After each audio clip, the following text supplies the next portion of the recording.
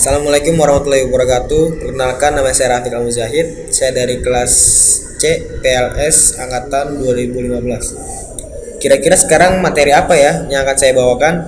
Penasaran kan? Nah, tapi sebelumnya saya ingin memahami sedikit hal mengenai materi yang akan saya bawakan nantinya.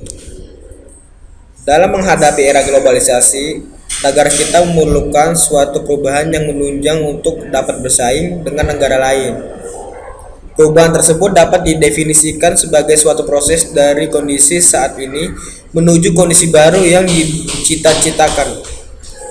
Melihat definisi tersebut, maka jelas dapat kita lihat tujuan yang sangat positif dari perubahan tersebut. Namun jika kita melihat lebih dalam, perubahan tidak hanya mendapat penerimaan dari semua pihak, ada pula yang menolak. Nah, untuk itulah saya di sini akan membahas tentang resistensi terhadap perubahan.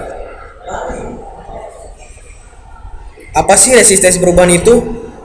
Resistensi perubahan itu adalah suatu sikap untuk berperilaku bertahan, berusaha melawan dan menentang terhadap perubahan yang terjadi. Resistensi perubahan juga bersifat tiga dimensi, menyangkut komponen afektif, behavioral, dan kognitif. Komponen afektif adalah bagaimana orang merasa tentang perubahan. Komponen kognitif adalah bagaimana orang berpikir tentang perubahan. Komponen behavioral adalah apa yang dilakukan dalam perubahan. Ada dua sisi resistensi. Yang pertama, mendorong perubahan, dan yang kedua sebaliknya, yaitu menggagalkan perubahan. 5 alasan seorang melakukan resistensi perubahan. Yang pertama, takut terhadap kemungkinan tidak diketahui.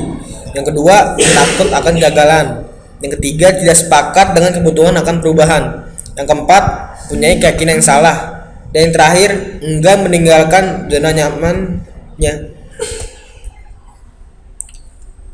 Ada dua kategori resistensi. Yang pertama, resistensi aktif, yaitu contohnya mendukung secara lisan namun terus melakukan hal yang sama. Yang kedua, contohnya menutup diri dan tidak mau memberi respon terhadap lingkungan. Kalau resistensi pasif, contohnya tidak berperan dalam perubahan, menggalang opini sebaliknya, dan melakukan protes dalam berbagai bentuk.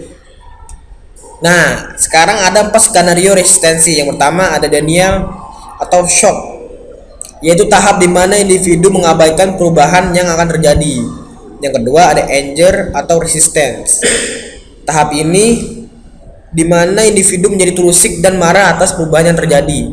Nah, yang ketiga depression atau exploration, yaitu tahap di mana individu mengalami peningkatan emosional. Yang terakhir ada acceptance atau komitmen, yaitu tahap di mana individu mau menerima realita dan berusaha menjalani perubahan tersebut. Lalu strategi pendekatan mengelola resistensi.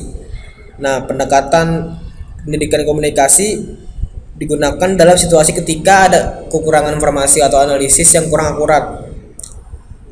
Pendekatan partisipasi dan pelibatan digunakan dalam situasi ketika inisiator tidak memiliki semua informasi yang diperlukan untuk mendesain perubahan, dan ketika pihak lain memiliki kekuatan besar untuk menolak perubahan. Nah, yang ketiga, fasilitas dan dukungan digunakan dalam situasi ketika orang resisten karena problem penyesuaian. Selanjutnya, pendekatan manipulasi dan kooptasi dalam situasi ketika taktik lain tidak berfungsi atau terlalu mahal. Lalu ada negosiasi dan persetujuan.